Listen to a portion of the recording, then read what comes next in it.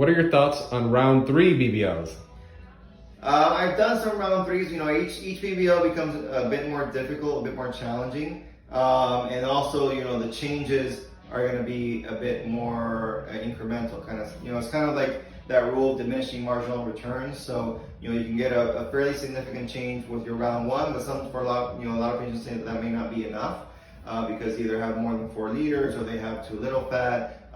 Or their foundation was very, very just challenging to start. Okay, and so round 2 BBLs are not unusual. I think you guys have seen me do a lot of my presentations, but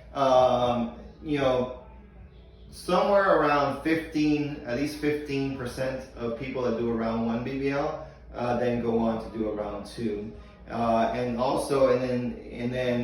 talking about national numbers, not here, not for me specifically. So nationally, somewhere around 15% of people want to do a round 2. Nationally, somewhere around 10 to 15% of people want a revision, which in some cases, essentially another round. So if you take all that together, about a quarter, at least a quarter of people, 25% to 30% of people that do a round 1 BBL will come back for your round 2. And a lot of times that's typically enough to get, I would say, most people between round 1 and round 2 to where they want to be. But unfortunately, there are some people that want to do a third round.